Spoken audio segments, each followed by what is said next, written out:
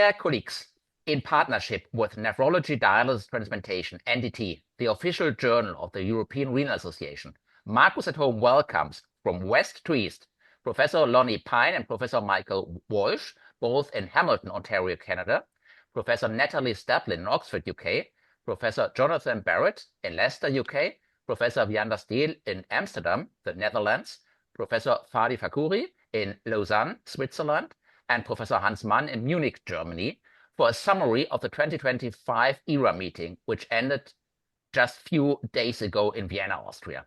Dear Professor Mann, dear Vianda, dear Natalie, dear Fadi, dear Lonnie, dear Michael, dear Jonathan, it's a unique pleasure for us to unite principal investigators from ERA 2025's late-breaking studies, and it's an additional privilege to have ERA's president, Professor Torra, from Barcelona, Spain, and the local president of the next ERA meeting in Glasgow, Scotland, UK, Professor Kate Stevens, as editorialists. Thank you very much all for coming. I will now present today's speakers. Dr. Mann is Professor for Nephrology at the Friedrich-Alexander-Universität in Erlangen-Nuremberg in Germany and a nephrologist in Munich, Germany. Dr. Staplin is Associate Professor and Senior Statistician at the Renal Studies Group Clinical Trials Service Unit and Epidemiological Studies Unit at the University of Oxford in England.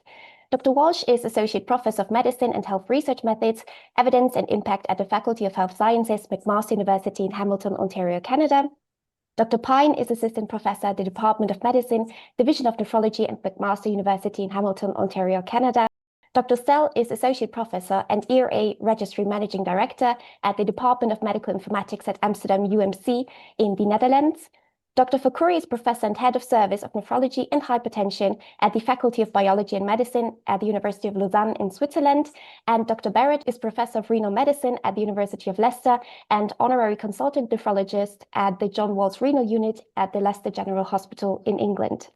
Yeah, now we start with Professor Mann, who is dedicated experts on the fields of chronic kidney disease and diabetes.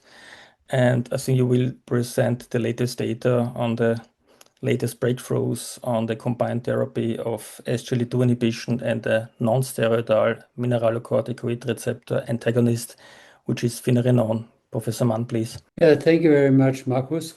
I should add that I'm based in Munich, but I'm also sometimes based in Hamilton, Canada. So we have 3 speakers from McMaster. Indeed, and I was asked to present 2 trials in which I was involved and that represented that ERA. One is the confidence trial, and the second will be the SOUL kidney trial. Let's start with the confidence trial. Here are my conflicts of interest. And here are the speakers and my colleagues of the confidence trial presentation, just to remind you that I was certainly not the only one involved in this study. The confidence trial investigated the efficacy and safety of the simultaneous initiation of finerenone plus an SGLT2 inhibitor in CKD and type 2 diabetes. And the control groups were either monotherapy with finerenone or monotherapy with SGLT2 inhibitors, including all the other standards of care. And the inclusion criteria are given to the left in blue: type 2 diabetes, eGFR between 30 and 90, and urine albumin excretion rate between 100 and 5,000. And the key exclusion criteria are type 1 diabetes, a serum potassium above 4.8, HFrEF, and prior treatment with a mineralocorticoid receptor antagonist or an SGLT2 inhibitor in the few weeks before the trial began. Whom in the end did we randomize? Mean age, as you can see here, 67, mean eGFR 54, urine albumin excretion rate in the range of 600 milligrams per gram, and hypertension was present most, obviously. Diabetic retinopathy in 16%. Almost everybody had an ACE inhibitor or an ARB, and 23% were treated with an GLP-1 receptor agonist. In addition, we didn't analyze so far any subgroups because we got the data only in the beginning of April and had to work a lot for the data presentation in Vienna. Now, the primary outcome and its result are shown here, namely the change in urine albumin excretion rate. On the ordinate, 0 plus 10 and reaches up to minus 30% from the beginning. The blue line is the combination group, so both drugs together, and the other two lines are the monotherapies. There's no control group with placebo. There was a decrease, as we would expect from other trials, with the SGLT2 inhibitor, 10 milligram empagliflozin, and with 10 to 20 milligrams of Finerenone. But the reduction with the combination was about 1/3 greater than with the monotherapy. So the primary outcome was met in this trial. When we stopped the treatment, urinary albumin excretion rate came back to the baseline levels within 30 days. You may ask, what about blood pressure? Well, there was a significant effect of blood pressure with the combination decrease, as you can see here, of about 7 millimeters of mercury, less with Finerenone and with empagliflozin, still very much in line to publish data of the large cardiovascular outcome trials. This trial was based on urinary albumin excretion rate. We had about 800 participants in total. Remember that the cardiovascular outcome trials had about 10 times more participants. This was baseline blood pressure. How about baseline eGFR and its changes? Again, as you would expect, a slight decrease in eGFR in the first 14 days with Finerenone, more so with empagliflozin, and even more with the combination, and again coming back to baseline levels at the end of the trial.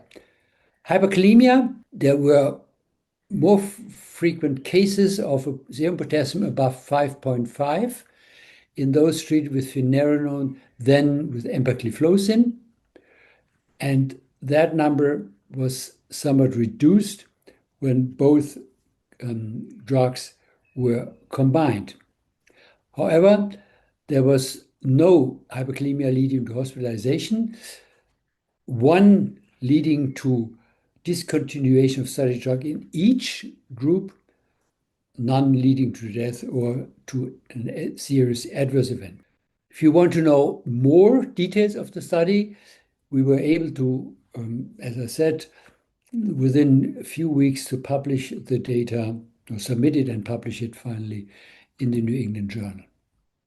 This was trial number 1 that Marcus asked me to present, and I was also involved now in a totally different trial, which I will present to you now, namely the SOUL trial. The SOUL trial was testing oral semaglutide versus placebo, and the doses are given here. The key inclusion criteria are also stated, but more or less it was a similar population, namely type 2 diabetes with, but also without CKD. So in this case, the more than 9,000 patients involved were mainly without CKD, but there were also some CKD patients, as I will show you in a minute.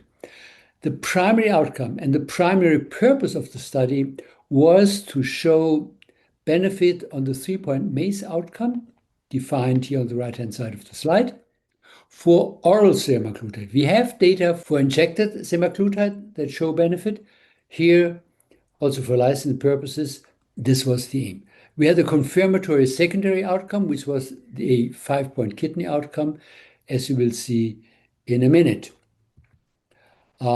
We included mainly male patients, but also a significant number of female patients. Mean age, again, 66.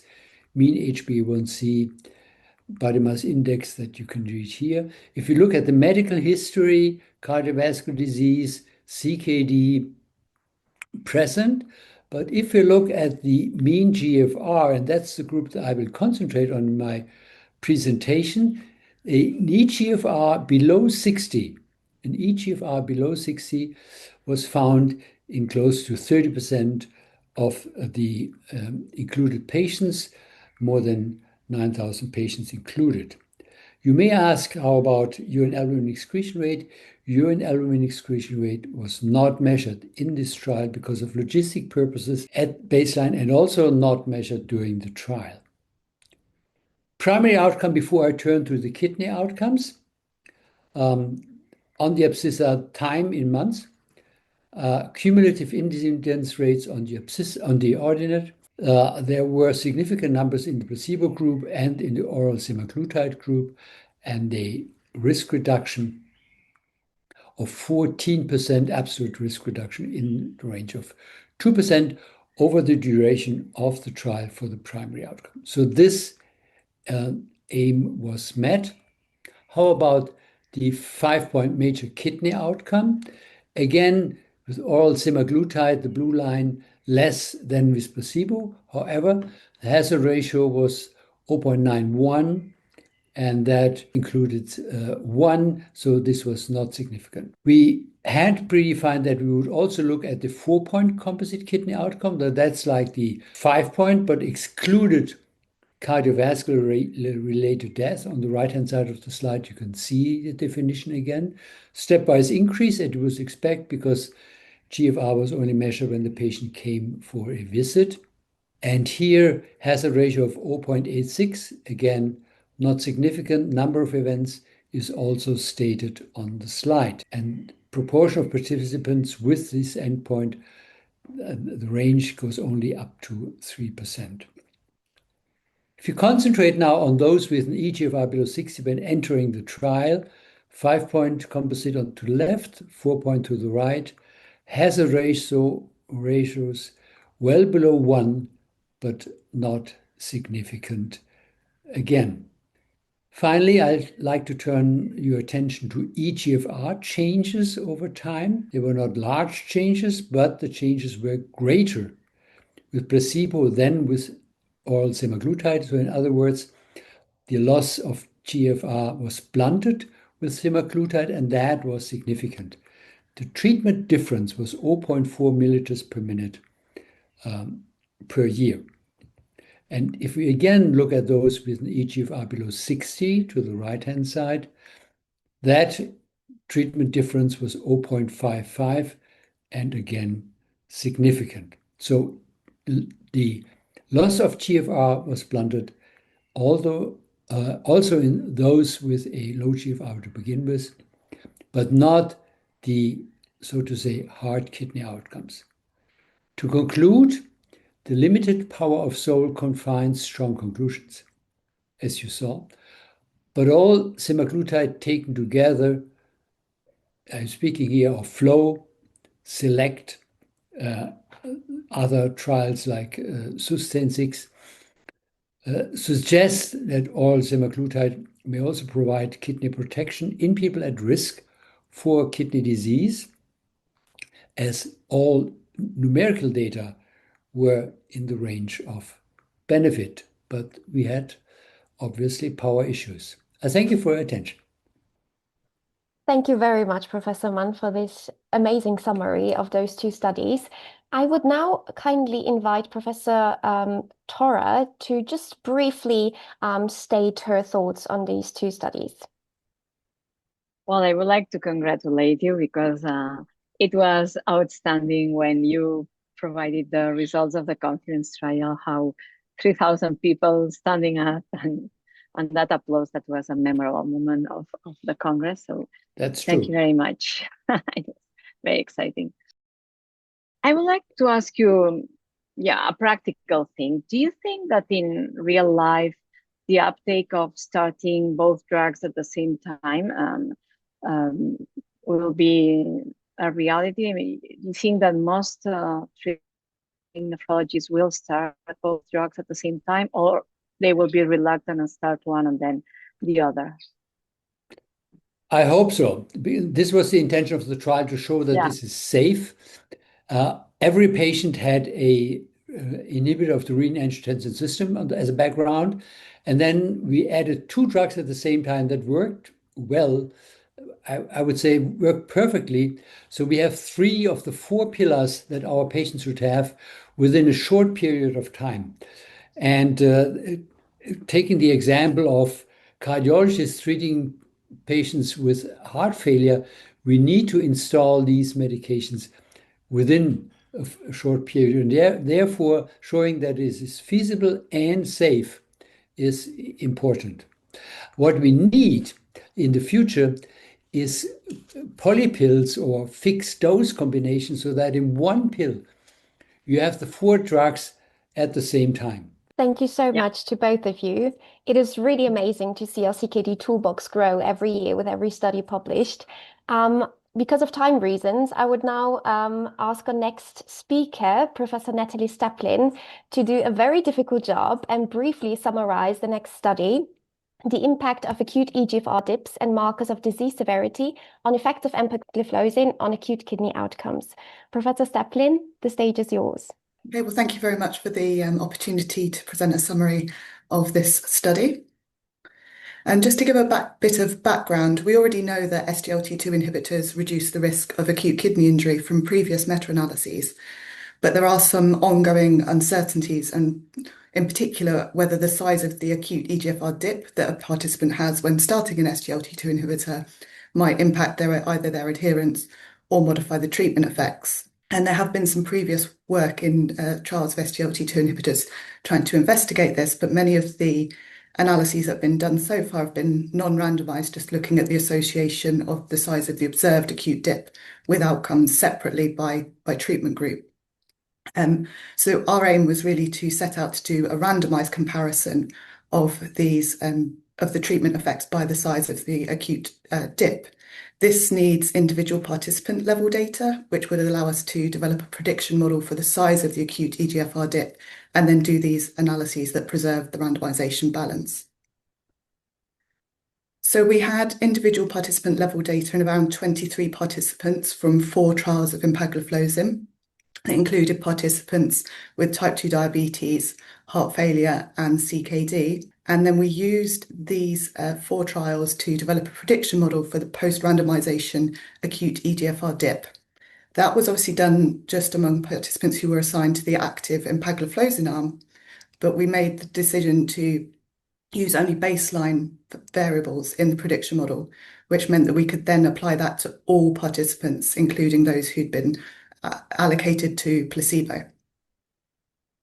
So we were able to find a prediction model for the acute eGFR dip, and we did some assessments of the model performance and found that it was well calibrated and also discriminated well amongst the patients. And then when we applied it to all of the participants in the 4 trials, so the 23,000 participants that we had overall, we found that we had a mean predicted acute dip of about 5%. And then when splitting it out into categories, about half of people had a dip that was smaller than 5%, and we had about 10% of the population that had larger dips of above 8%. So having then developed that prediction model, we wanted to use this to do a meta-analysis on acute kidney outcomes with a focus on subgroup analyses. So there were 2 acute outcomes that we looked at. The first was a biochemical measure looking at greater than 50% increases in serum creatinine taken in consecutive samples. And then the second was based on reported adverse events with medricoding based on the AKI reported term. And then we looked at these in the subgroup so you can see on the screen, and our main focus was on the predicted size of the acute eGFR dip. So overall, we found that empagliflozin reduced the risk of greater than 50% increases in serum creatinine in consecutive follow-up samples by 20%. And when we looked across the subgroups, we didn't find any evidence of any heterogeneity in those treatment effects, including by predicted acute eGFR dip. So you can see on the slide that all of the hazard ratios here line up along the 20%. And we found the same thing when we also looked by diabetes and UACR, and also we did further stratify the UACR categories by diabetes and no diabetes as well to explore that. But again, no evidence of heterogeneity there. And then for our other outcome of acute kidney injury adverse events, we found that empagliflozin reduces the risk of these events by 27%. And again, those results were consistent across the subgroups that we looked at, including the predicted acute eGFR dip, and also when we looked by diabetes and UACR. So in summary, our aim was to use individual level participant data from about 23,000 participants across type 2 diabetes, heart failure and CKD trials to explore in more detail the effect of SGLT2 inhibitors on acute kidney outcomes. We found that participants that had larger acute eGFR dips were only slightly more likely to discontinue their study treatment, and that then compared with placebo, allocation to empagliflozin reduced the risk of greater than 50% increases in serum creatinine by 20% and AKI events by 27%. And there was no effect modification by the subgroups that we looked at, which included the size of the predicted eGFR dip. And also, I didn't show you the data, but we did also find that there was no clear extra risk of an AKI event around the time of the acute eGFR dip. And then that's the end of my presentation. Thank you so much. You did a wonderful job presenting this data. I may now invite Professor Kate Stevens to start a short discussion. Yeah, so congratulations, Natalie. I mean, it's fantastic work, and I think it's really important work. So I guess what I'm interested in is your thoughts about how we translate this into real world data. So I guess, this is clinical trial data. I think as expected, empagliflozin would be less likely to be discontinued, but I suppose in the real world, people tend to get a little bit anxious, don't they, when they see a dip in eGFR? And I know that we've been trying to promote the message of not checking kidney function. It's not necessary, but because we're so vigilant with ACE inhibitors and ARBs, I think probably particularly primary care or people who are not used to dealing with these drugs might struggle. So I'm interested in your thoughts in terms of how you best would communicate this to people. Yes, so I think the labelling that the drugs currently have doesn't help with the, particularly for people who are less experienced with prescribing these drugs, because it does list the acute eGFR dips and AKI as a potential risk factor with SGLT2 inhibitors. So this data should be, it'd be great to get it out there to provide reassurance to people prescribing these drugs that actually the acute eGFR dip just seems to be a transient phenomenon that doesn't appear to be associated with any risk, and that actually for AKI we do seem to reduce the risk of that. So it would be really useful to get these results communicated more widely, so to reassure people who are prescribing these drugs. Yeah, because I guess it's similar to the discussions about, all the different medications we have for chronic kidney disease now. So getting them prescribed, making sure that people are prescribing them and then not stopping them and then not starting them again. So, we always have data from people being admitted to hospital with an acute kidney injury, having important things like ACE inhibitors, diuretics stopped, and then coming back in with pulmonary edema because of that. So we don't want this to happen with the SGLT2s. Do you plan to do this with canagliflozin and dapagliflozin, or do you assume you can extrapolate the results? Oh, but if we were able to get the individual participant data from those trials, we'd love to extend it. But we feel that given that all the data so far suggests that SGLT2 inhibitors seem to have a class effect, and there doesn't seem to be any drug-specific effects that we're aware of, then we feel that at this point we can extrapolate that to the whole class of SGLT2 inhibitors. Yeah, perfect. So congratulations again. Fantastic work. Thank you. And now we switch to a trial whose results we have been waiting for eagerly for years. And actually we discussed its study design at our Tour Academique 2024 with the primary investigator, Dr. Walsh. The study is surely Achieve, which is a large phase 3 trial that tested the cardiovascular benefits of spironolactone in dialysis patients at elevated cardiovascular risk, which surely sounds like a kind of a tautology. Achieve will be presented by its PI, Dr. Walsh, and as in Vienna, this presentation will directly be followed by another ERA late breaker, namely the updated meta-analysis on the use of MRAs in dialysis patients presented by Dr. Pyne, both in Vienna and at home. So thank you, Mike. Thanks, Gunnar. It's a real pleasure to be able to present the results of the ACHIEVE trial on behalf of the ACHIEVE investigators. So the full methods and rationale are available online now if anyone wants to read about how we had some tribulations during the conduct of the trial over the pandemic. There's lots of interesting tidbits in this article. Very briefly, the trial was designed to try and examine whether or not spironolactone 25 milligrams daily could reduce cardiovascular morbidity and mortality. And so we enrolled patients who we thought were at high risk of cardiovascular disease, which was almost everyone in dialysis, we thought. So patients over the age of 45 or those over the age of 18 who had a history of diabetes. We only excluded patients in whom spironolactone seemed to be contraindicated or who wouldn't take it during a 7-week or longer active run-in period. And at the end of the run-in period, we reevaluated their eligibility before randomizing those who remained eligible to either staying on spironolactone 25 milligrams daily or a matching placebo. And then the trial was very simple. We followed patients every 3 months until the 6-month mark and every 6 months thereafter, assessing them essentially for their outcomes, safety assessments, their drug adherence, and to give them more of the study medication. And our initial plan was to follow patients until 650 primary outcome events had occurred. In fact, this was actually a revised plan just after the pandemic ended, where we found that we had better than expected adherence. And so we were able to reduce the total number of expected events from 700 down to the 650 number. Our primary outcome was a cardiovascular mortality and hospitalization for heart failure composite. And I think that will generate lots of discussion once the final results are published, which should be quite soon. And then we looked at the components of this as well as all-cause mortality, hospitalization for heart failure, hospitalizations of all kind, and serious hyperkalemia as our secondary outcomes. So what did we find? Well, we enrolled 2,538 participants with a slight predominance of men, although it was reflective of the background population. Older individuals, as expected for a dialysis trial, 61 to 62 years old, with the majority having end-stage kidney disease due to diabetes or hypertension or ischemic nephropathy.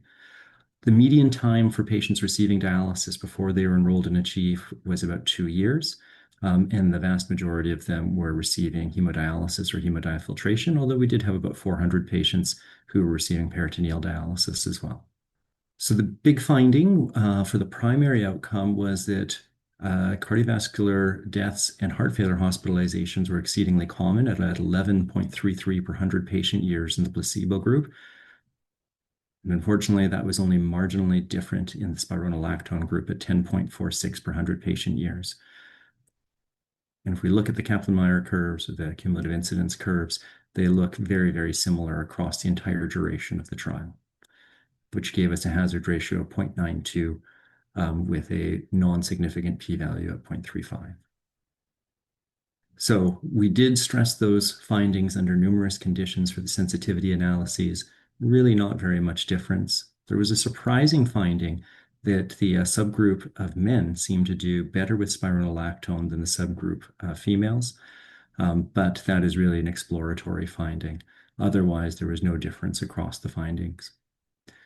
So what did we conclude? Spironolactone at this dose did not reduce the composite of our cardiovascular death or heart failure hospitalizations.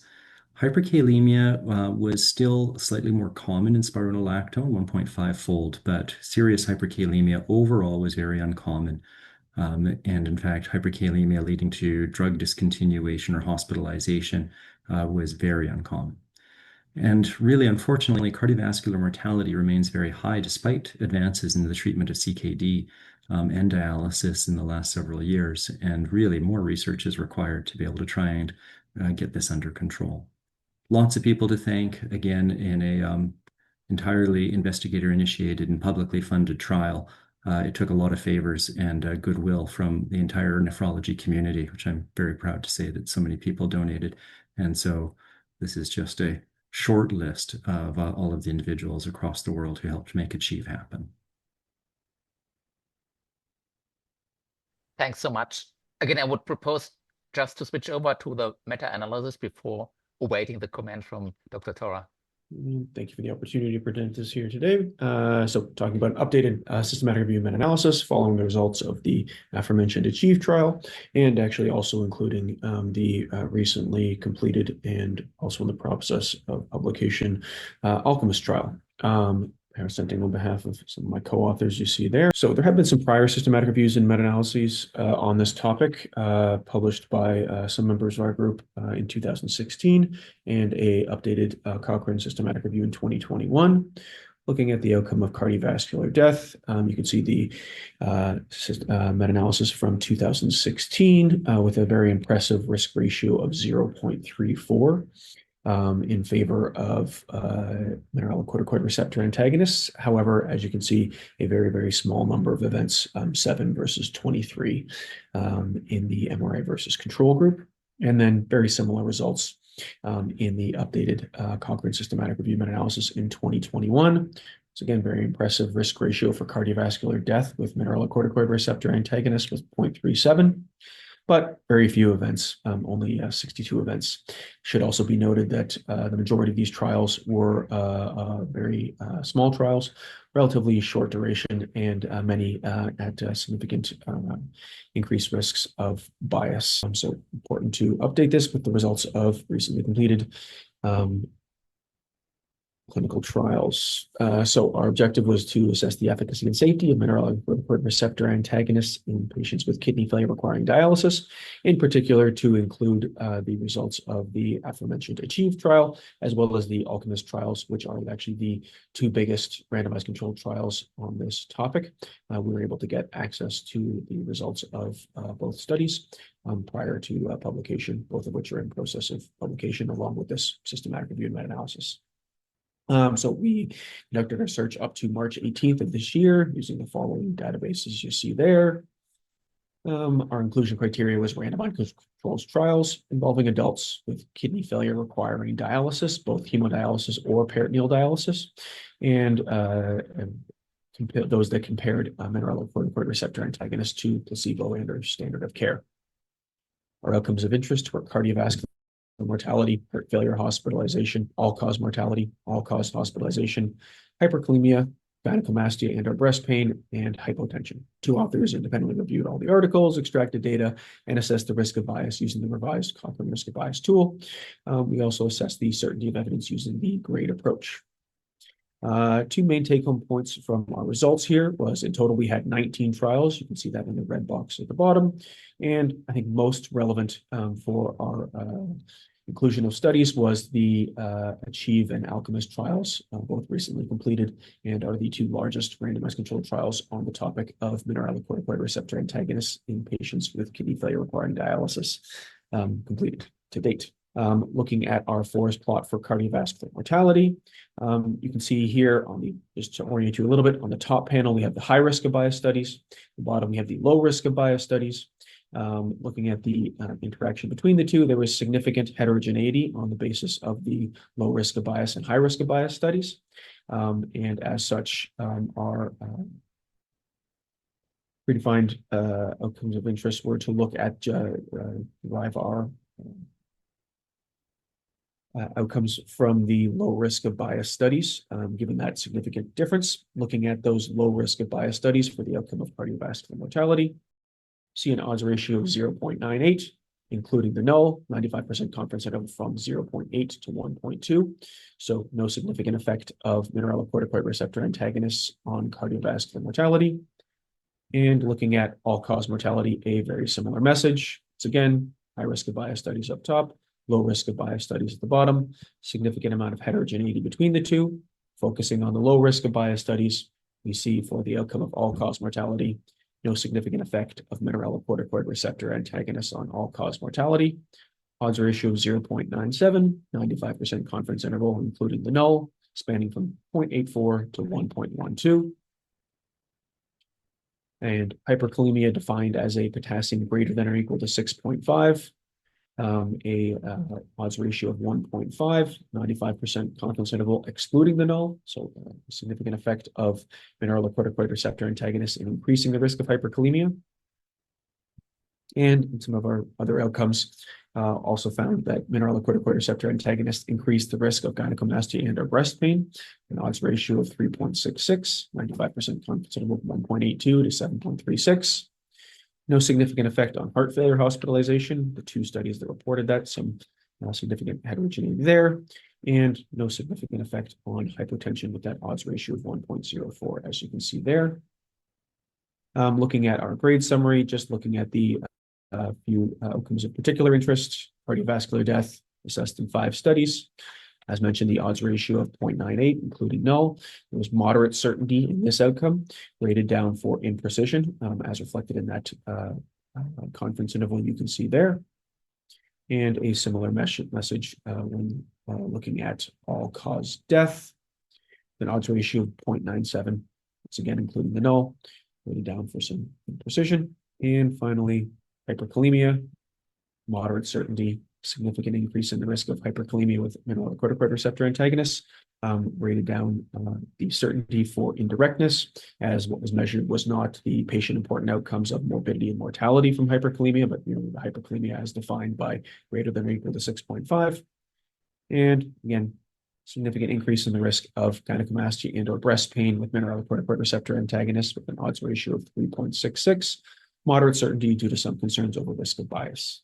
Our limitations, while our search strategy was for all mineralocorticoid receptor antagonists, the only studies that we found that met our inclusion criteria were of steroidal mineralocorticoid receptor antagonists, and of those, the overwhelming majority were of spironolactone. There was a total of 1 study of Finerenone. Our outcomes are somewhat limited, and the validity of definitions was uncertain, particularly in the setting of end-stage renal disease requiring dialysis.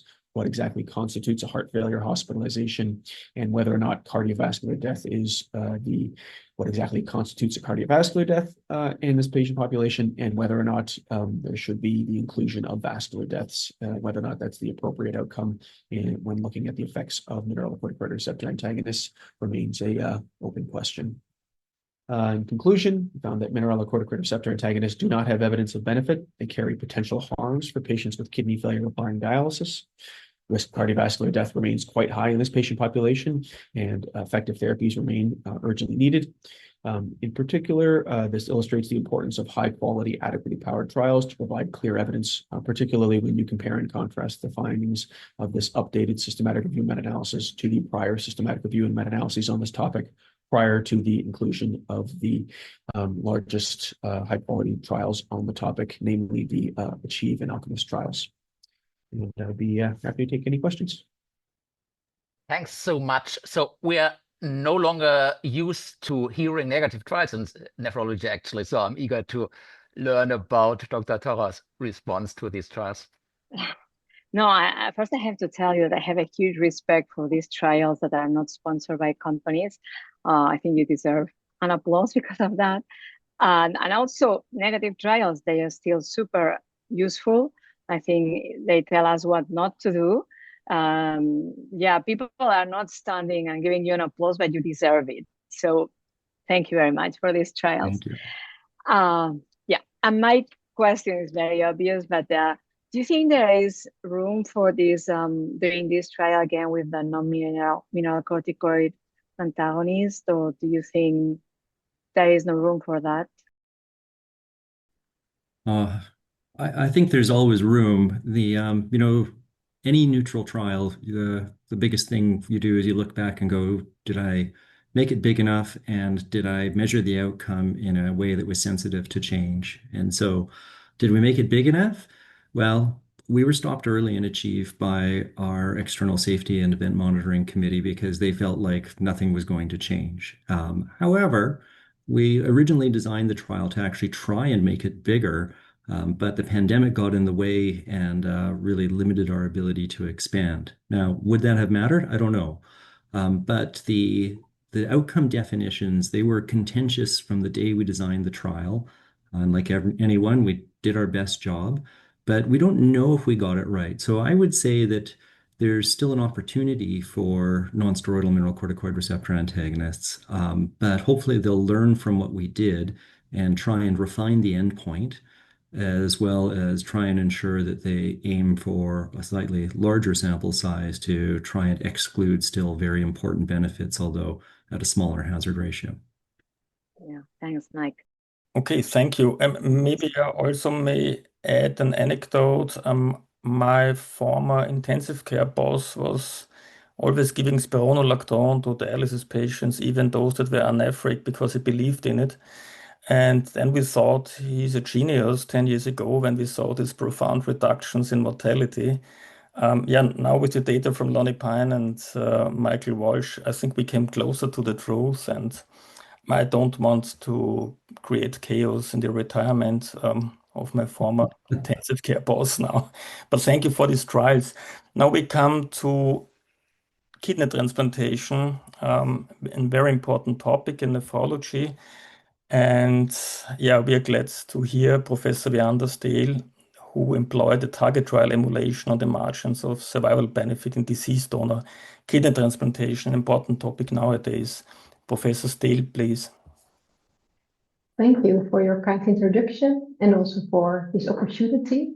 Indeed, this presentation will be about exploring the margins of survival benefit in kidney transplantation. And I present this on behalf of all the co-authors you can see in the slides. Well, we are pushing the boundaries in transplantation. So on the one hand, transplantation is offered more often offered to older recipients and those with more comorbidities. And also we use more or less than ideal donors, so older donors and donation after circularly dead donors. But also there is an improved survival of dialysis. And that's why our question is, where do the margins lie for survival benefit with transplantation compared to continued dialysis? Well, this is not an easy question to answer, because an RCT is not possible. It is unethical to randomize people into a transplant and dialysis group. And that's why we are relying on registry data. And for this study, we use data from 5 countries from the European Renal Association registry. And we had a large sample size of almost 65,000 adults on dialysis and who were waitlisted for a first deceased donor kidney transplant.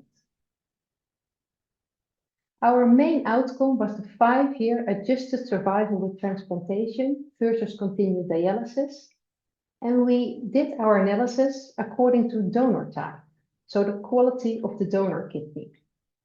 And the less than ideal donors are the expanded criteria donors, and those are defined as donors that are all deceased donors over 60 years of age, or deceased donors between 50 and 59 years of age with at least 2 of the following criteria: the history of arterial hypertension, death from cerebrovascular accident, or a lost serum creatinine over 1.5 milligram per deciliter. And all other donors are standard criteria donors, so this reflects the better donors, the better donor kidneys. Then we also divide it into donation after brain death or donation after circulatory death. And this brings us in 4 groups. So you can see this on this slide. We also did our analysis according to patient characteristics. So we did the analysis by age, and then for every age of year of age, and also by comorbidities at waitlisting. So diabetes and history of cardiovascular disease. As we are not able to do a randomized controlled trial, we did target trial emulation, and this is a methodological framework in which we would like to emulate a trial. So you think of your study as if you were designing an RCT. By doing this, we first ask a causal question, then we specify a protocol of a target trial, and then we use observational data to emulate a target trial. Well, for most people, it is well known that randomization is a main aspect of an RCT, but there's a very other important feature, which is by definition done in an RCT, and this is the following. This is that the eligibility criteria, so the selection of patients, as well as the treatment assignment, which is the randomization, and the start of follow-up is at the same time. This is by definition true in an RCT, but in many observational studies, this is not the case, especially on the topic we are studying. And then you can have immortal time, lead time of depletion of susceptible bias. But by doing target triangulation as we did, we avoid these main biases. So this means that provided there is no important unmeasured confounding, the target triangulation can achieve a level of evidence that closely approximates that of a real RCT. This brings me to our main results. So the main outcome was the 5-year adjusted survival probability per age. And on the x-axis, you see the patient's age. And then the histogram is the number of kidney transplant recipients. The y-axis is the survival probability at 5 years. So this is not the usual Kaplan-Meier curves, but this is the survival probability at 5 years. These are the graphs for standard criteria donors, for donation after brain death and donation after circulatory death. And as you can see on this graph that there is a survival benefit for kidney transplant recipients, the blue line, for each age over continued dialysis, the red line. But the pictures are a bit different for expanded criteria donor, because here you can see that the survival benefit diminishes if age increases, and especially in the right graph after circulatory death, you can see that the lines are crossing. And at the age of 75 years, there is no clear survival benefit anymore for kidney transplantation in comparison to dialysis. If we then look at patients with diabetes, we see again that for standard criteria donors, there is a survival benefit for kidney transplantation over dialysis. But for expanded criteria donors, you can again see that the lines are crossing in the end. For patients with cardiovascular disease, again, for standard criteria donors, there's a survival benefit for kidney transplant recipients. But for expanded criteria donors, there is no clear survival benefit anymore at the age of 75 years or older. What you can especially see is that there is an increased early post-transplant mortality, and this was much higher for people at an older age, but also for expanded criteria donors and retrieval after circulatory death. So what are the strengths of this study? Well, we had a unique large international data set that we were also able to study high-risk subgroups.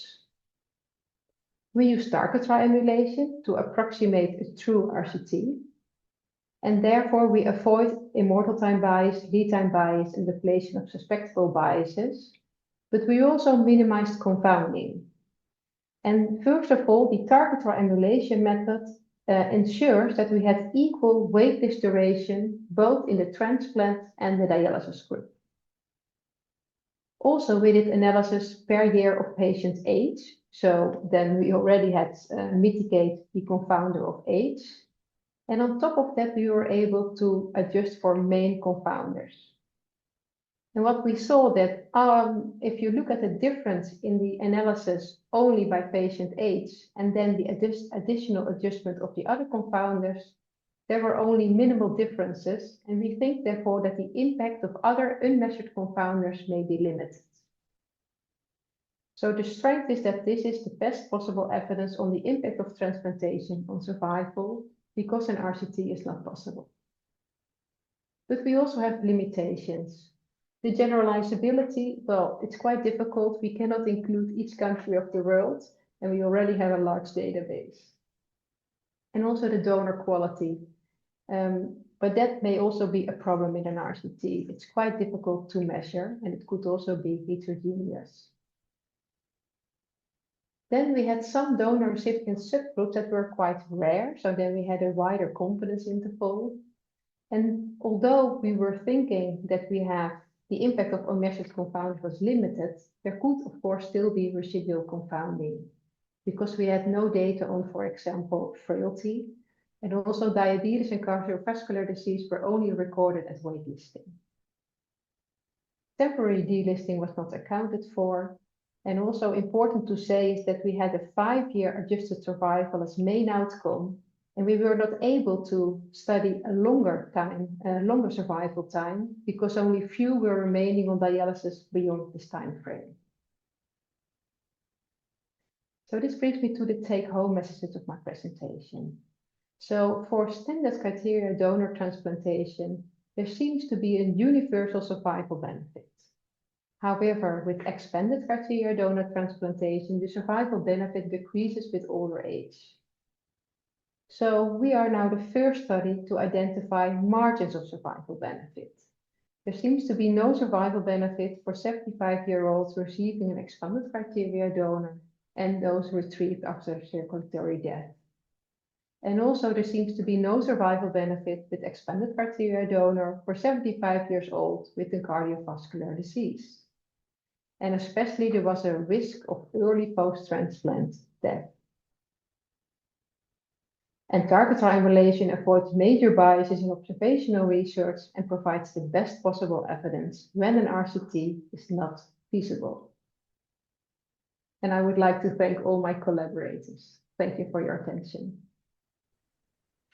Thank you very, very much, Professor Stel, for sharing and also generating this really important data with us. Now I'm interested in the comments of Professor Kate Stevens. Yeah, thanks, Vianda. So that was a great presentation and a really important study. So I've got 2 questions for you. So the first is, do you have information about how the time spent on the waiting list affects your outcomes? Oh, that's a good question. Yes, well, first of all, the target triangulation ensures that the waiting time in both the dialysis and transplant group was similar, which is very important for the outcomes, of course, that there is not a disbalance in waiting list time between the 2 groups. And we also did some sensitivity analysis to see if the waiting list time had an influence on the outcome, but in fact, it did not have. So the results were quite similar. Okay, and then I suppose, importantly, how do you think your results are going to affect clinical practice? Yeah, that's of course an important question. Well, we think that at least we are the first now to show the margins of transplant benefit. And of course, it's not for each patient. And what we also saw is that the donor quality is really important. So those with an expanded criteria donor and those people then who are old, they may not have a transplant benefit. So it would be useful to discuss this with the patients and of course together with quality of life. But when you are a 75-year-old and you receive an expanded criteria donor, which is in most situations the case, then it might at least be useful to discuss that there is a high risk of preoperative death just after the operation, which is about 3 times higher if you stay on dialysis. Yeah. So thank you. That's great. Really, really important study. Okay, then I would ask Marcus to introduce Professor Barratt. Okay, so in principle, I think most nephrologists were excited to hear what's new in IgA nephropathy, and we were then therefore waiting for Professor Barratt to show his latest results on novel interventions in IgA nephropathy. Yep. Okay. Thank you.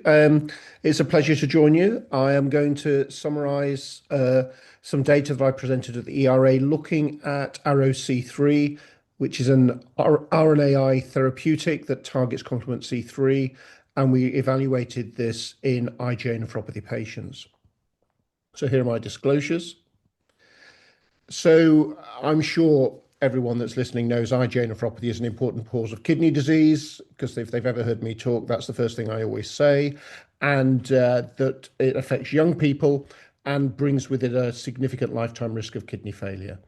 And anyone who's sat in a kidney biopsy meeting will know that the thing we look at after the IgA immunofluorescence is usually the C3 immunofluorescence, and that usually mirrors the IgA deposition. And there is a lot of evidence to support activation of the complement pathway in driving the glomerular injury that occurs as a consequence of immune complex deposition. And so targeting complement activation is a logical therapeutic target for the treatment of IgA nephropathy. And ARO-C3 is an silencing RNA designed to reduce the production of C3 within the liver and ultimately reduce the supply of C3 to the glomerulus and reduce complement activation. So, as I said, ARO-C3 is a silencing RNA, so it's a oligonucleotide that you can see here. It has a particular targeting ligand, which is GalNAc, which allows it to be recognized by the acyl-glycoprotein receptor on hepatocytes, which means it is selectively taken up by hepatocytes. When it enters the cytoplasm, it separates, and the antisense oligonucleotide binds to the RISC complex and degrades the mRNA for C3, thereby reducing the translation of C3 mRNA to protein. So there has now been a single ascending dose and multiple ascending dose study in healthy volunteers, as you can see in this schema here. And we have looked at ARO-C3 now in populations of patients with C3G and IgA nephropathy. As these are early phase studies, the principal outcomes were safety, but of course we also wanted to look at complement biomarkers and some assessment of kidney function in the IgA nephropathy patient group. The study recruited in Australia, Georgia, Germany, New Zealand, South Korea, Thailand, and the UK. All of the healthy volunteer patients were actually from New Zealand. So what happens when you give ARO-C3 to healthy subjects? Well, what you can see here is there is a significant and sustained reduction in circulating C3 levels, and you can see the dose response in single dose cohorts and multiple dose cohorts on your screen here. And then the actual individual level data in the multiple dose cohorts in terms of the treatment doses that you can see. And the treatment was given subcutaneously at time 0 and 4 weeks. So this drug does exactly what we would hope it would do. It is capable of suppressing C3 synthesis in the liver, and that is reflected by lower C3 levels within the circulation.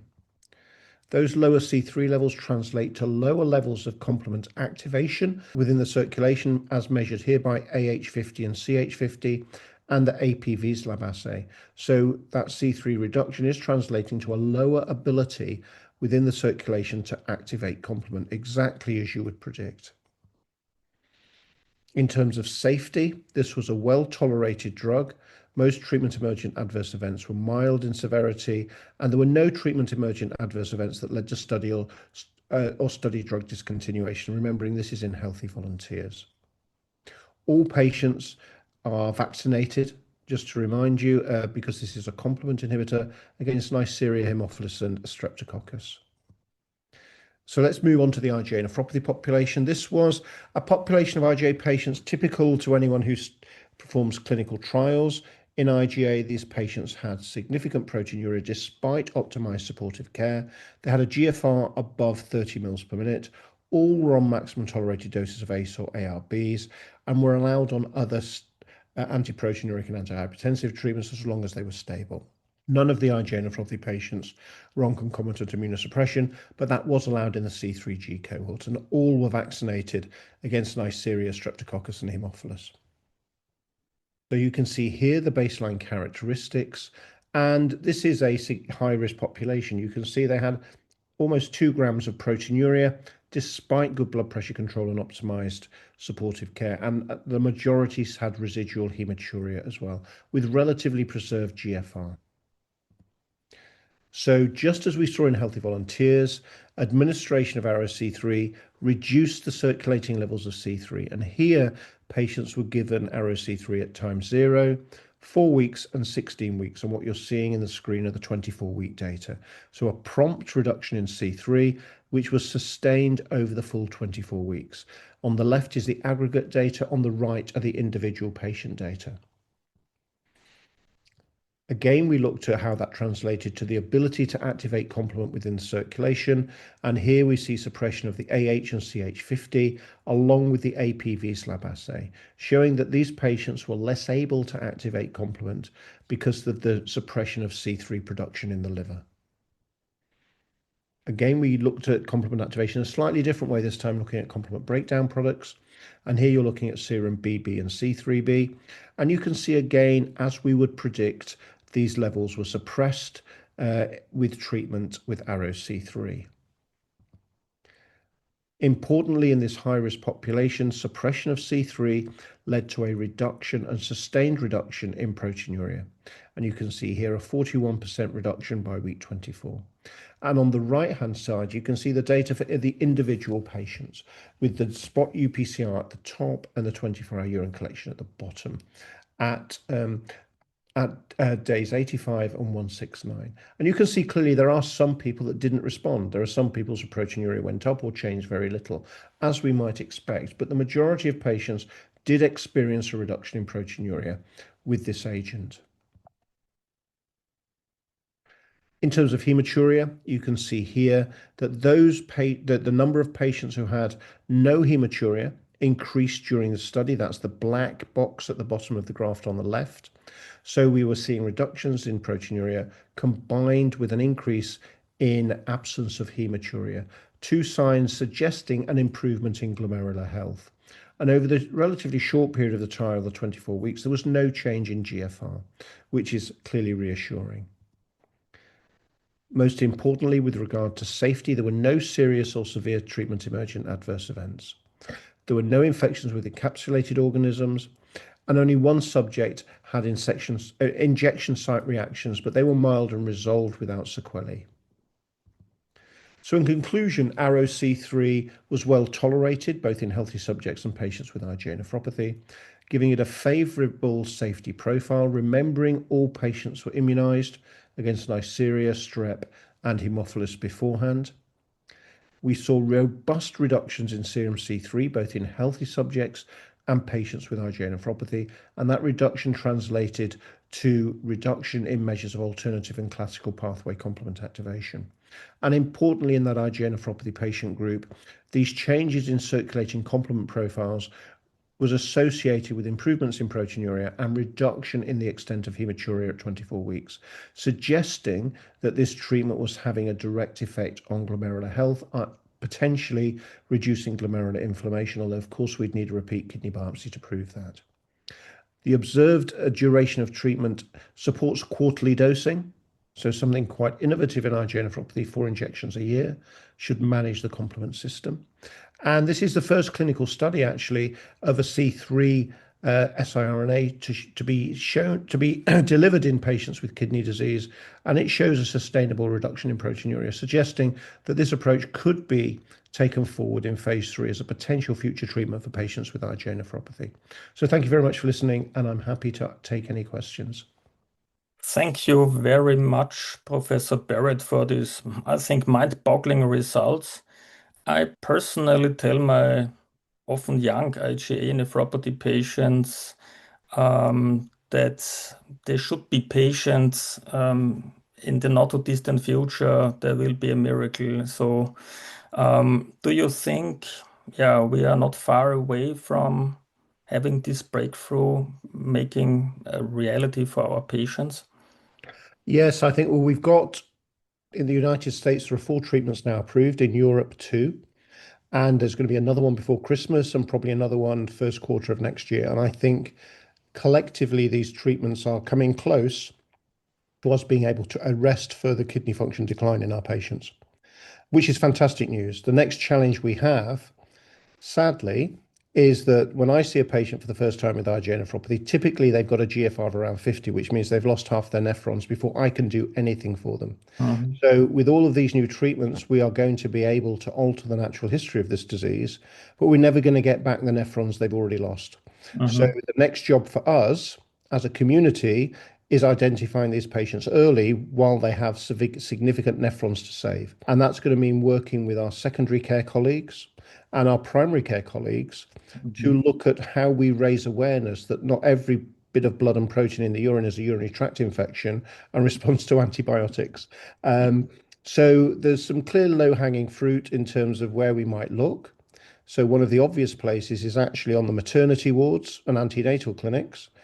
Every lady that's pregnant has their urine dipsticked 3 or 4 times during pregnancy. And invariably they're given antibiotics for blood and protein in the urine. And surprisingly, not all of that is due to a urinary tract infection. So there's an area there where we can start looking at. We can start looking at raising awareness with our secondary care colleagues who do dip the urine a heck of a lot. Often they don't look at the results.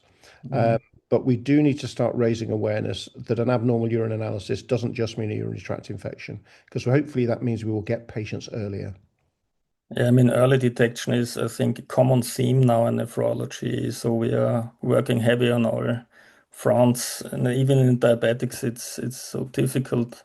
But who had thought about that we are at this stage that we aim to try to get the IgA patients early because we have now a powerful armamentarium of interventions.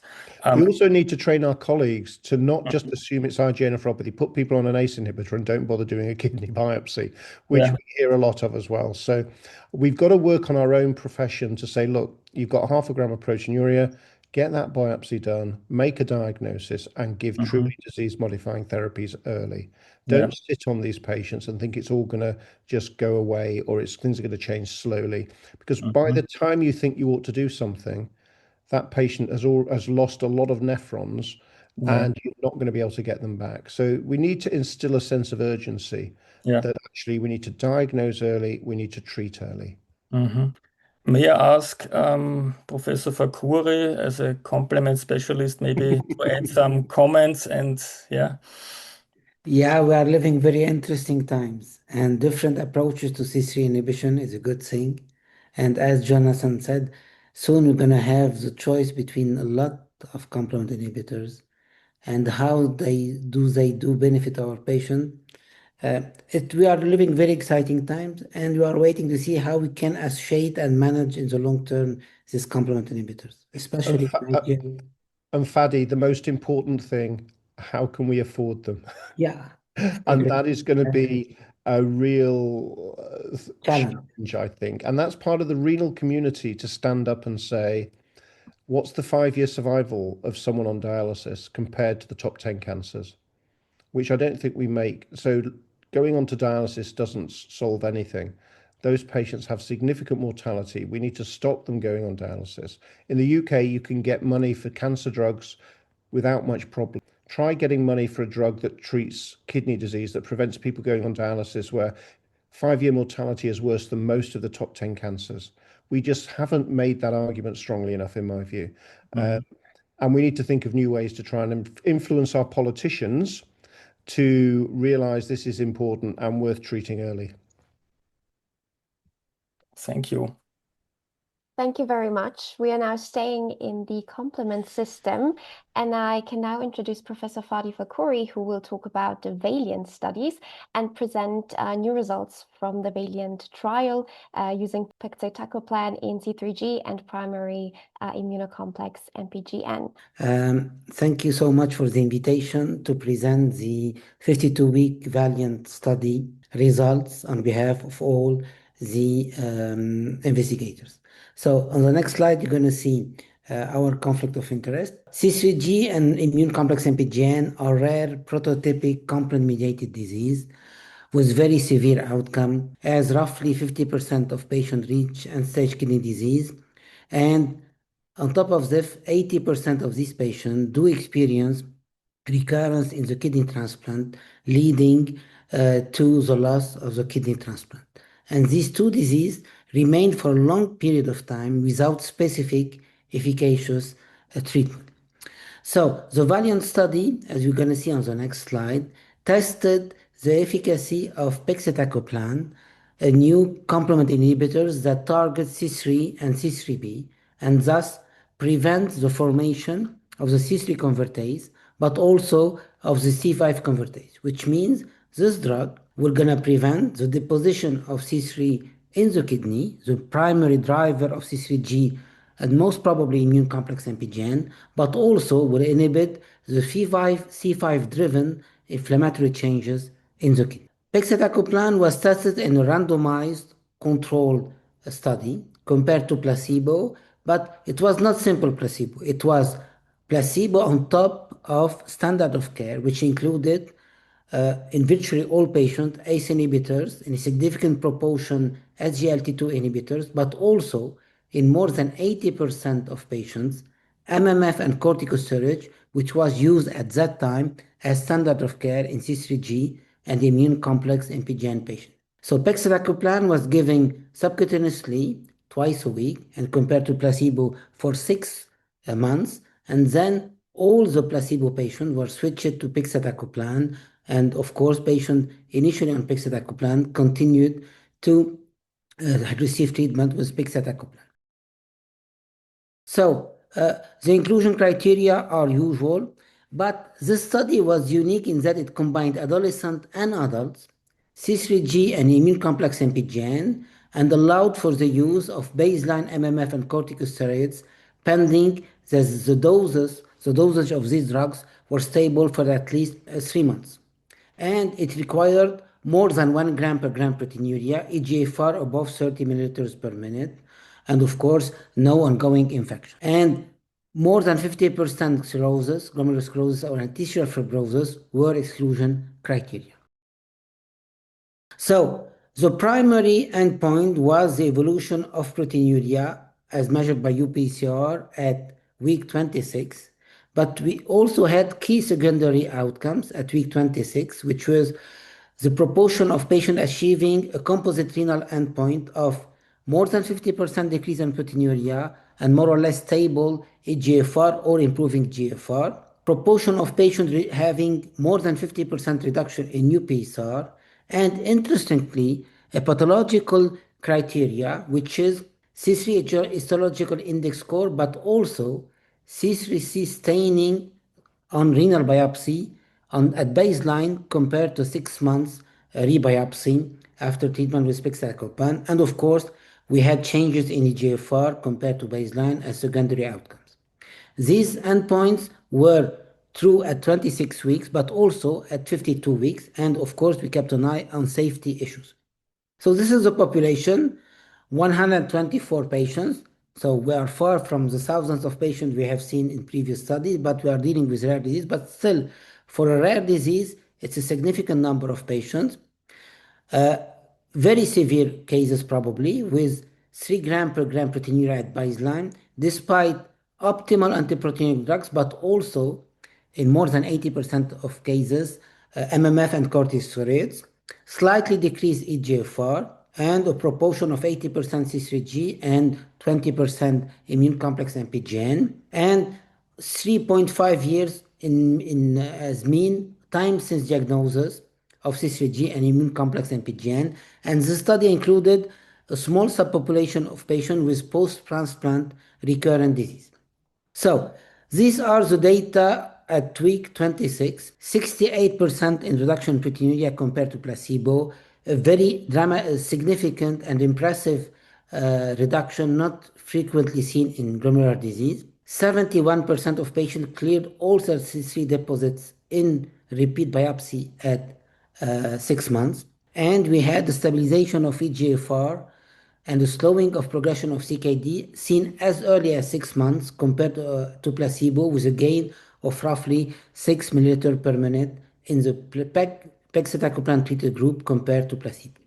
And importantly, this positive effect on UPCR was seen across all subgroups of patients, whether they were adolescent or adults, transplant or native kidney, C3G or immune complex MPGN, and regardless of immunosuppressive received at baseline or not, and of course, regardless of baseline eGFR, whether it was above or below 60 milliliters per minute, and regardless of the intensity of proteinuria.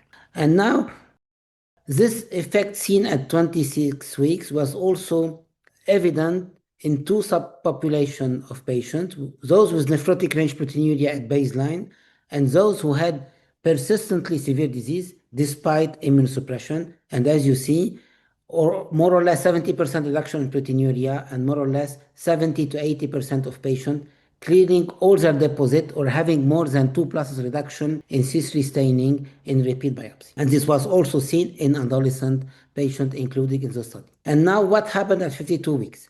In the placebo, in the pegcetacoplan treated group, as you see, the effect was maintained up to 52 weeks with no escape effect and reduction of proteinuria around 67%, 60-70% maintained between 6 months and 1 year.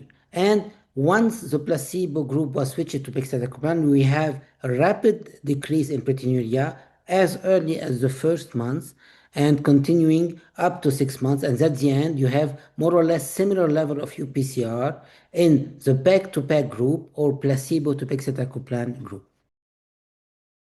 And if you focus on patients who had more than 50% reduction in proteinuria, you see that at week 52, you still have more than 50% of patients in the PEG-to-PEG group and more than 40% of patients in the placebo to the PEG group.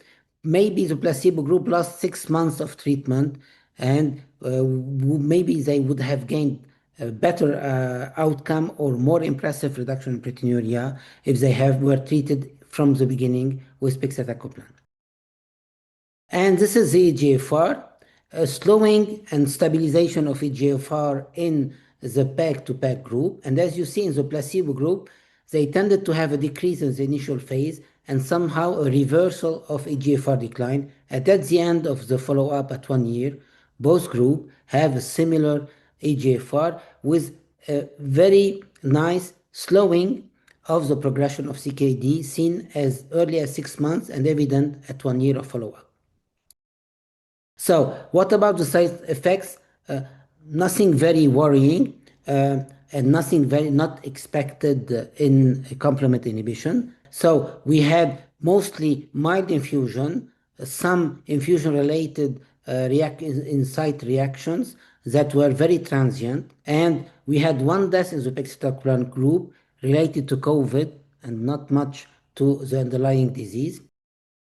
And we had 4 infections during the 1 year period of treatment. 1 of pneumococcal infection that was considered serious. The other were rather mild, including streptococcal pharyngitis and urinary tract infection. So this is my last slide and take-home messages. At 1 year of treatment in the PEG-to-PEG group and the placebo to pegcetacoplan group, we had 67% reduction in UPCR, 71% of patients clearing all C3 deposits at week 26, and the biopsy was not mandatory at 1 year, so we didn't have enough data at 1 year, and a clear slowing of the progression of CKD in both groups at 1 year, and the subgroup analysis at 1 year of follow-up will be presented at the ASN. Thank you again for listening to me, and we'll be more than happy to take your questions. Thank you very much for this wonderful results. So this year, the FDA has approved a drug for C3G, iptacopan, a factor B inhibitor. Maybe you can comment on the differences or similarities, or what we should give our patients, or if we can expect another FDA approval. So I'm going to start with your last question. The approval for pegcetacoplan by FDA expected by July, if everything goes smoothly. So we will finally have 2 drugs that are approved for 2 rare diseases that remained for decades without any efficacious treatment. So these are very happy news, very good news for the patients and for the clinicians. One is given orally every day, twice a day. The other is given subcutaneously twice a week, with significant results on proteinuria. Pegcetacoplan have very good results in clearing C3 deposits. So patients and clinicians will be offered the choice of at least 2 drugs, maybe others will be developed, that target the primary driver of the disease and help not only reduce proteinuria, but hopefully reduce the risk of end-stage kidney disease in the coming years. Thank you very much. Maybe Professor Barratt can also give another comment on the Valiant study. What a fantastic study. Honestly, it's the kind of way we want to see trials done, with repeat kidney biopsies, a very focused pathophysiological approach to treatment. And who would have thought, Fadi, 3 or 4 years ago, we'd have approved treatments for C3G, an ultra rare disease that really we had no idea how to treat. When we look at the KDIGO guidelines, it was really the treatment was based on historical data, uncontrolled data, and expert opinion. And now we have 2 trials of 2 complement therapies that show wonderful efficacy, and I think are going to be truly transformative for patients. And I come back to the question that I posed before: are we going to be able to afford to give this drug to our patients? Yeah, Because that's going to be the key thing, I think, isn't it? I fully agree. Yeah, the pricing will be an issue, but let's focus for the time being on the good news. We have at least 2 drugs that are working, and I fully agree with you that at one point in glomerular disease, not only it was randomized control, but also we included pathological features to define the remission. And this something has to be changed in our approach to how we define the true remission of glomerular disease. And this is a prototypic disease when you have a lot of C3 deposits, so you can see reversal and everything, but I think it can be extended to other glomerular disease. But as you said, physiopathology-based approach and pathological remission on top of clinical remission, that makes it a nice, very nice study and very nice results for patients. So we're doing well in IgA nephropathy, but we're starting to get greedy, and we want to see the kind of data that you have in C3G with biopsies. Honestly, we need to push. We need to push for that. Yeah. In C3 is the main driver, and IgA is one driver. So you can't expect as much nice results as C3G. So don't be jealous. Thank you so much to both of you. Especially as a young nephrologist, it is a very exciting time to be in nephrology. So thank you so much for these amazing studies. So also thank you to everyone who has been here today. And now we start with the closing words. Yeah, and we are aware that we had to rush through the studies, and actually each study would merit a discussion of an hour or more, as we normally love to do at Marcus at Home. Thus, we really hope to host many of you in the not too far future. However, regarding tonight with 8 late breakers, this would have required an all-night long webinar, and we tried not to overstretch our expertise patients. So this was just an appetizer. Please read the studies once they are published as full articles. And as you have heard, some are already published. And with this, it's almost time to leave Vienna. And for this farewell, we invited Kate Stevens to invite us to Scotland. Perfect. So thank you very much for inviting me to invite you to Glasgow. So we're very excited to be hosting the ERA Congress in Glasgow next year. This is the advertisement for the Congress. So it's happening on the 3rd to the 6th of June. The Congress themes are challenge your thinking and open your mind. And I like to think that in Glasgow we do that. So I guess we can't promise you the weather in Glasgow, unfortunately, but we can promise you a very warm welcome. So our motto is people make Glasgow, and when you're in Glasgow next year, you'll see the pink signs all over the place, on buildings, on lampposts, everywhere. So we're extremely friendly. But beyond that, we have a really important track record in terms of medical research and groundbreaking science. So this is Thomas Graham. He's the father of dialysis. He came from Glasgow. Joseph Lister. So Joseph Lister invented the theory of antisepsis. He essentially discovered that if you are a surgeon and you are clean, then you are more likely to have patients that survive. And believe it or not, when he came up with his antisepsis theory, he was mocked. People didn't believe him. So I guess if he hadn't challenged people's thinking and opened people's mind, we might be in a very different position today with surgery. And then lastly, this is James McCoon Smith. So he is the first African American to receive a medical degree, and he got that from Glasgow University. He was born into slavery, and he tried to get into medical school in the States, and nobody would take him. So as I said, we're very friendly in Glasgow. Even in the 1830s, we were very friendly, and we took James McKean Smith, and he achieved what was not thought to be possible as a former slave, getting a medical degree. He went back to the States and put that to good use. So beyond the science, we have lots of great culture, great places that you can go and visit. So the Glasgow University is a fantastic place to go and see. This is the cloisters at the university, and we're hoping to have a reception there.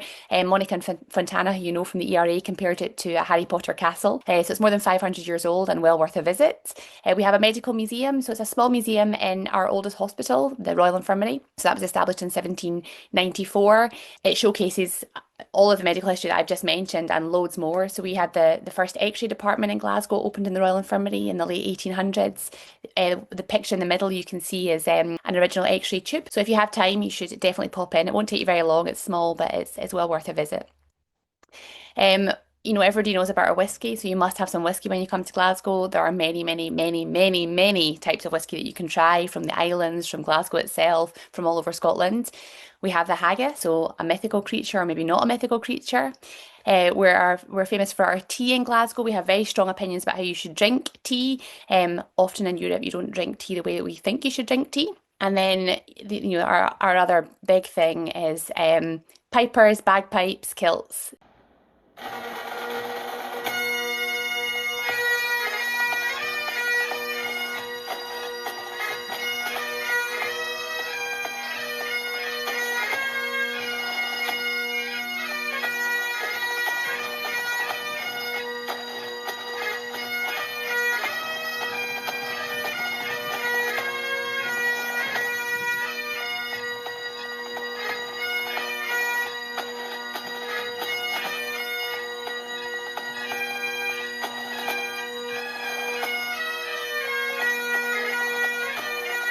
So believe it or not, that's in one of our main streets, and that happens all the time in Glasgow. The people pop up playing a bagpipe or a whole pipe band. We have drummers, and it's unusual on a Saturday or a Sunday to go through the main streets of Glasgow and not hear somebody playing bagpipes. This is the Duke of Wellington. So he was a leading military and political figure in the 18th century. This statue sits outside the Gallery of Modern Art, which is also well worth a visit. It's a nice part of Glasgow with really nice architecture. So he has a cone in his head. That was put on his head in the 1980s. Nobody knows why, but it's become a real symbol of Glasgow. So just down from George Square, you should go and see it.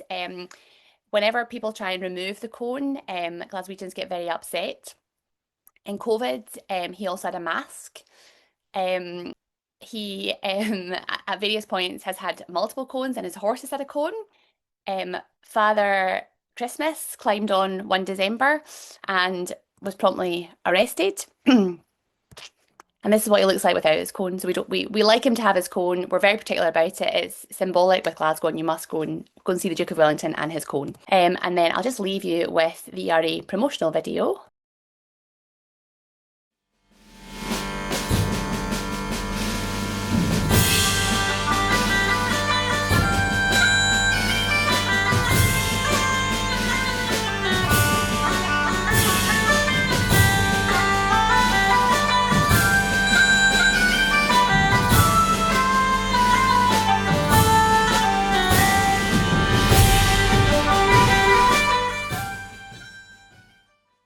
Look forward to seeing you all next year. You should come for the science, but you should stay for a city that is very vibrant. It's full of culture, it's full of history. There's loads of lovely green spaces to go and visit, and the people are fantastic. Thank you very much, Kate. I'm sure everybody will come. This was exciting, and we are looking forward to come to Glasgow to see not only the ERA Congress, but also Glasgow as a whole. From my side, I'm still in awe that so many fantastic people are together now at Marcus at Home. And of course, that you all were in Vienna, you really made and are still making a difference for the patients suffering with kidney disease. We are in exciting times, as Sarah just said. And Sarah, the times were a little bit more boring a decade ago, but now it's really exciting.